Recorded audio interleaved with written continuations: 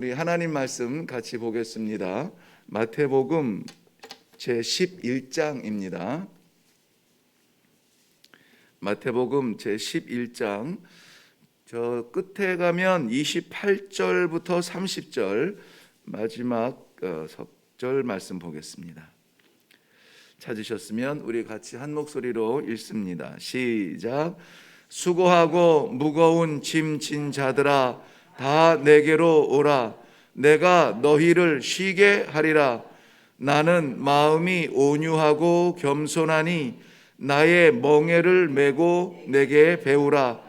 그리하면 너희 마음이 쉼을 얻으리니 이는 내 멍에는 쉽고 내 짐은 가벼움이라 하시니라. 아멘. 우리 한번 기도할까요? 살아계신 아버지, 은혜를 감사합니다. 온전히 주의 날로 작정하고 드려진 어제의 예배를 통하여서 이 한 주간의 삶의 방향을 주시고 오늘 그 첫 아침을 맞이하여 주님 앞에 다시 올라왔습니다. 말씀으로 주신 그 약속 반드시 받게 하시고 그것이 소망되어서 이 한 주간도 주와 동행하는 복된 한 주간 되게 하여 주시옵소서. 이 아침에도 우리 아버지의 평안의 약속, 쉼의 약속을 받기 위하여서 마음문을 엽니다. 채워 주시옵소서. 감사드리며 예수님 이름으로 기도하옵나이다. 아멘. 오늘 28절, 29절, 30절 각 절마다 빼놓지 않는 말이 쉼이라는 말입니다. 쉼을 줄이라. 아나파우오라는 말인데요. 아나파우오라는 말은 우리가 생각하는 쉼을 줄이라 하는 이제는 일이 다 끝나고 평안의 자리에서 다 했다 하고 이렇게 좀 안락한 상태를 기대하잖아요. 하나님 주신 선물 평화를 우리가 생각할 때에도 전쟁이 끝난 이후에 이렇게 쉬는 그러한 공간과 시간들을 생각할 것입니다. 모든 짐들이 다 내려지고 잊혀지고 이제는 평안한 자리에서 아이고 이제 좀 쉬어보자 하는 그러한 쉼이 우리가 생각이 날 텐데, 아나파오라는 말은 그러한 쉼의 의미보다는 소생케 한다는 의미가 더 커요. 소생케 한다. 소생이라는 말은 언제 씁니까? 죽어가던 사람에게 뭐 인공호흡하고 어떻게 막 그 생명을 다시 주기 위하여서 그야말로 다시 생명을 불러준다라는 말이 소생이잖아요. 존재는 하고 뛰기도 하고 일도 하고 열심히 사는데, 그런데 사는 것 같은데 사는 게 아니라는 것입니다. 예수님 시대에도 보면은 모든 이 유대교의 유대인들이 하나님을 말합니다. 제사를 드립니다. 하나님께서 정하신 날에 예루살렘 성전에 올라가서 종교적 활동을 합니다. 그리고 저들이 영원한 생명을 가졌다고 자부하고 있습니다. 그런데 예수님께서는 오늘 소생케 하겠다는 겁니다. 무슨 말씀이죠? 그들이 살아서 무언가를 하나님께 드리는 것 같은데 아니라는 거예요. 모양과 형식은 다 갖출 수 있는데, 아름다울 수 있고 깨끗할 수 있는데 그 내면의 세계가 여전히 살아나지 못하고 있다는 것입니다. 소생케 해주시는 은혜, 오늘 우리들에게 그러한 쉼이 있기를 바랍니다. 소생케 한다는 이 의미가 오늘 이 시대에 얼마나 필요한지 몰라요. 열심히 뛰는 것 같은데 정말 우리를 위하여서 다 마련된 완전한 그 과학적 세계에 사는 것 같은데 우리는 뭔가 여전히 갈증을 느끼고 있습니다. 갈등하고 있습니다. 채워지지 아니하는 무엇 때문에 여전히 우리는 힘들어합니다. 기쁨이 없는, 오죽하면은 이 하나님께서 약속을 주신 평화를 찬양하면서 제가 우리 성도들의 눈을 보기가 어려웠을까요? 이것은 우리의 믿음이어야 되고 이것은 우리의 열매여야만 됩니다. 예수님께서는 지금 쉼을 줄이라 하셨지만은 우리는 그 쉼을 받았잖아요. 소생케 하심을 받았잖아요.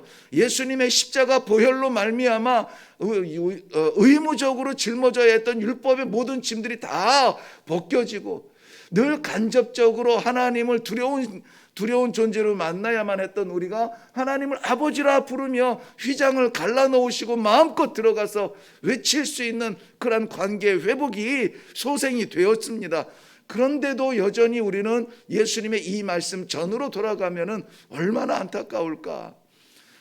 여러분, 우리 성도들도 안타깝고 나도 안타깝고 그 소생함을 이루어 주신 우리 주님도 안타깝고. 믿음은 누리는 것입니다. 믿음은 바라는 것이 아니라 누리는 것이에요. 히브리서 11장에서도 믿음은 바라는 것들에 뭐라고 했습니까? 실상이라고 했어요. 실상. 늘 바라고 또 바랍니다가 아니라 이제는 좀 그 믿음을 가지고 하나님께서 관계를 회복시켜 주시고 우리에게 약속하신 영원한 평화를 주시고 영원한 생명으로 소생케 해 주셨는데 감사와 감격으로 이제는 누려야 되지 않겠습니까? 오늘 우리들에게는 이 밝은 태양이 떠오르기를 바랍니다. 이 한 주간은 우리에게 소망이 넘치기를 바랍니다. 무슨 일이 계획이 되었든지 간에 나는 소생케 된 사람으로 새로운 생명을 얻은 사람으로 예수와 함께 걸어가는 그러한 믿음의 사람이라는 사실을 이 아침에 믿으려고 찾으려고 하는 것이 아니라 확신하고 내려가는 그런 아침이 되기를 바랍니다. 이 소생케 되는 역사를 위해서는 예수님께 나아가야 돼요. 예수님을 만나야 됩니다. 나 예수님 잘 알고 예수님 벌써 내가 몇십 년을 신앙생활 하는데 그런데도 두려워요. 그런데도 무섭습니다. 그런데도 조그만 바람만 불면은 팔랑거립니다. 왜 그럴까요? 예수님의 이름을 부르긴 부르는데 내가 인격적으로 예수님을 만나지 못했어요. 예수님을 정말 나의 생명으로, 예수님을 나의 구주로, 예수님을 나의 친구로 동행하는 체험을 하지 못했습니다. 여전히 껌껌한 길을 걸어가면 두려워요. 예수님의 손을 놓은 지가 오래됐습니다. 예수님과 함께 걸어가는 인생길이 무엇인지 체험하지 못했습니다. 저는 신비주의는 아닙니다만 체험적 신앙은 얼마나 참 고귀하게 보이는지 몰라요. 체험적 신앙은 흔들리지 않습니다. 왜? 체험했기 때문에. 내가 인생의 바닥에서 만나주신 그 주님을 체험했으면은 또 다른 계곡을 지나간다 할지라도 우리 주님이 나와 함께 하시면 일어난다. 다시 나를 거야. 다시 하늘을 볼 수 있어 라고 말합니다. 그렇기 때문에 바람 불면 눈은 깜빡이며 눈물방울은 맺힐지 모르겠지만 좌절하지는 않아요. 사랑하는 성도 여러분, 우리가 이렇게 올라온 것은 이 건물 이래 교회라고 하는 건물 속에 들어와서 의자에 앉는 것이 아니라 주님 앞에 나아간다는 우리의 믿음의 표현이 되기를 바랍니다. 이사야서 29장 31절에는 하나님께서 그의 백성들에게 하시는 안타까운 말씀이 이렇게 기록되었습니다. 이 백성이 입으로는 나를 가까이 하나 그 마음은 내게서 멀리 떠났도다. 입으로는 하나님을 부르고 제사를 드리는데 마음으로는 멀리 떠났다. 그러니까 이례적인 어떤 경험이 아니라 떠나 있는 그 상태를 말하고 있습니다. 항상 우리는 하나님을 외치지만은 그러나 마음이 하나님과 함께하지 못한다는 것입니다. 허무하고 허공을 외치는 듯한 그런 안타까운 신앙을 보면서 요엘 선지자는 2장 12절 말씀에 이렇게 부릅니다. 울며 애통하고 마음을 다하여 내게 돌아오라. 내게 돌아오라. 누구에게 합니까? 저는 이 성경 말씀을 읽을 때마다 이 대상이 대체로 하나님의 백성이라고 자부하는 사람들을 향하여 쓰고 있다는 것이 깜짝깜짝 놀랄 때가 많습니다.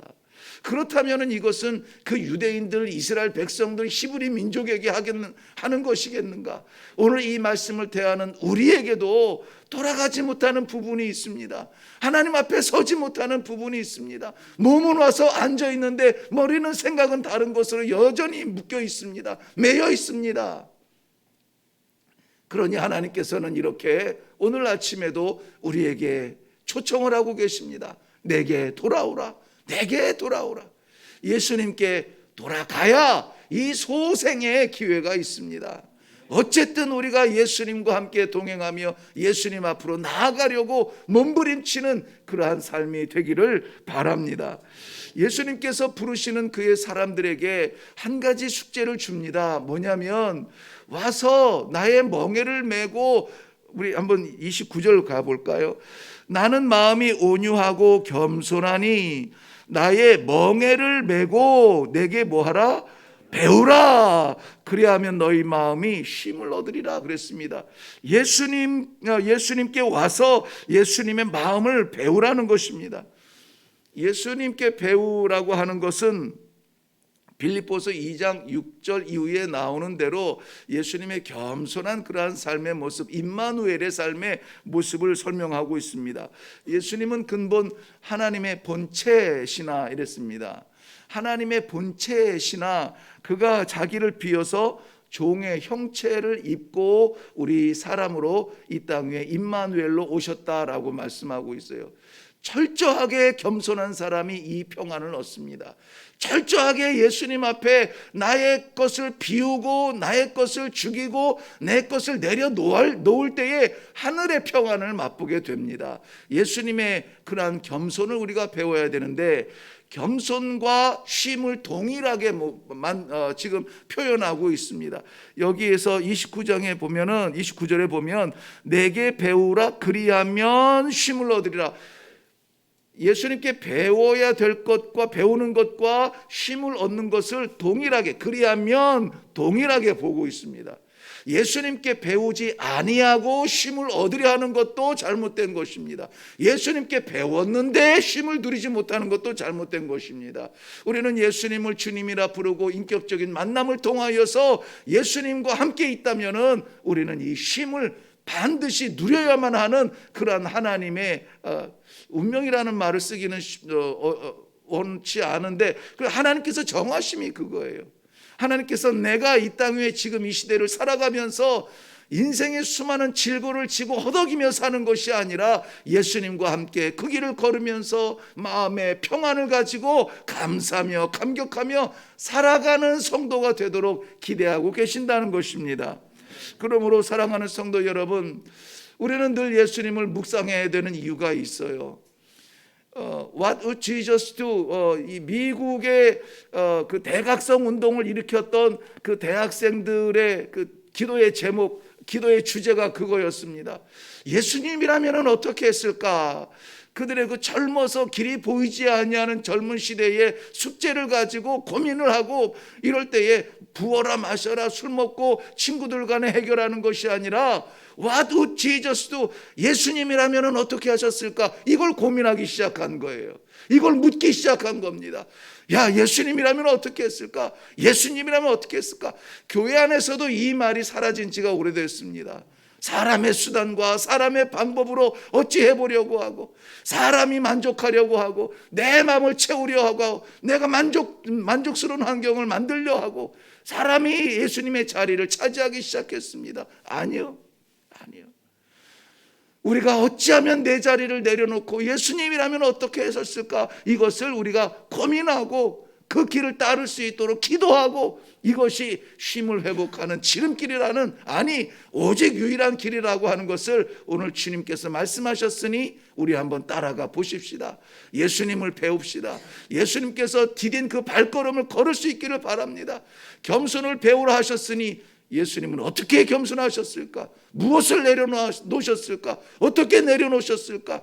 이 시간에 기도할 때에 하나님께서 우리에게 지혜를 주시고 깨닫게 하시고 우리가 내려가야 될 자리를 보여주실 것입니다. 붙잡지 마세요. 내려놓으시고 우리 주님께서 겸손하여서 종이 된 것처럼 우리도 겸손하여서 내 자신이 왕 되지 아니하고 우리 예수님을 왕의 자리에 올려놓고 살아가는 하루가 되기를 바랍니다.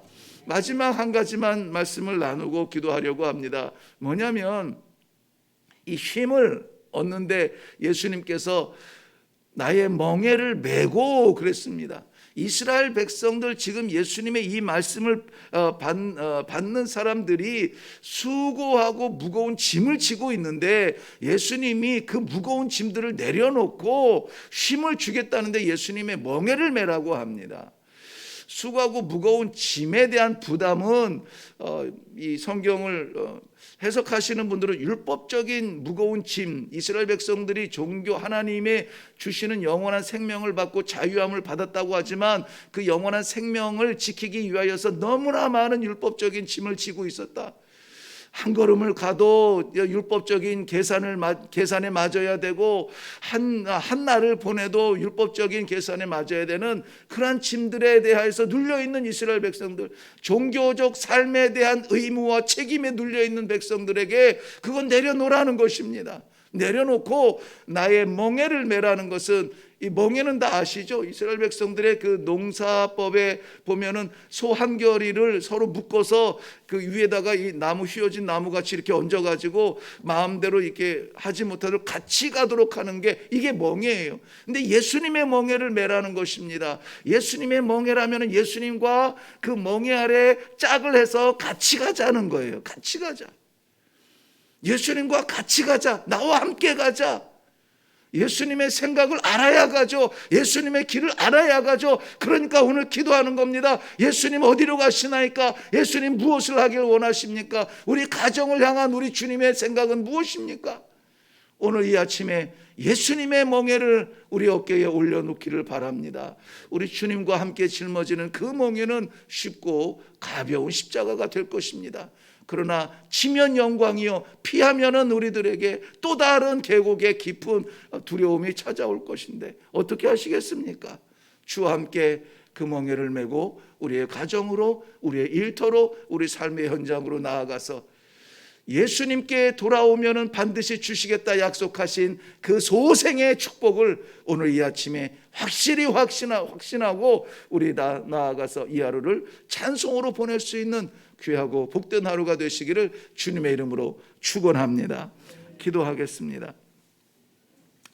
살아계신 아버지, 은혜를 감사합니다. 오늘도 살아가는 이 하루 하나님께서 주의 사랑하는 백성들 소생케 하여 주시고 평안을 주시고 쉼을 주시어서 주와 함께 나가는 기대가 되는 하루가 되게 하시니 감사합니다. 두려움 없게 하시고 우리 하나님 아버지 작정하신 그 꿈을 이루어드리는 복된 하루가 되게 하여 주시옵소서. 내가 가는 자리마다 주님이 계시는 것이 아니라 주님 기대하시는 자리마다 내가 주와 함께 동행하는 그러한 발걸음들이 되게 하여 주시옵소서. 주님이라면 어떻게 하셨을까? 주님의 마음을 배우고 주님의 생각을 배우고 주님의 섬김을 배우고 주님의 희생을 배우고 영원한 주의 생명을 배울 수 있는 귀한 성도들의 결단이 이 아침에 있게 하여 주시옵소서. 오늘도 주와 동행하는 멋진 신앙의 길을 예비하신 하나님께 감사드리옵고 예수님 이름으로 기도하옵나이다. 아멘. 쉼, 우리가 기대하는 만족이 아니라 우리 주님이 소생케 하시는 그러한 은혜라고 말씀해 주셨습니다. 소생. 오늘 예수님이 아니면은 얻을 수 없는 우리 신앙, 우리 영혼의 호흡을 다시 한번 회복할 수 있기를 바랍니다. 삶의 이런저런 문제 때문에 가슴이 턱턱 막히고 숨이 막히고 깜깜하고 방법이 없고 그럴 때에 주님께서는 무엇을 원하실까? 주님께서는 어떻게 하셨을까? 주의 길을 걷게 하여 주시옵소서. 오늘 우리의 모든 인생의 짐들이 다 내려지고 우리 하나님께서, 우리 주님께서 같이 걸어가는 영생의 길에 생명을 들고 나아가는 그러한 날이 되게 하여 주시옵소서. 나의 모든 것들이 다 내려질지라도 주님으로 채워지면 됩니다. 말씀의 정신을 우리 이 시간에 나같이 기도로 고백하며 새로운 소생함을 받고 이 하루를 찬송하며 나아갈 수 있도록 주님 역사하여 주시옵소서. 이 시간에 같이 기도하며 내려가겠습니다. 다 같이 기도하겠습니다.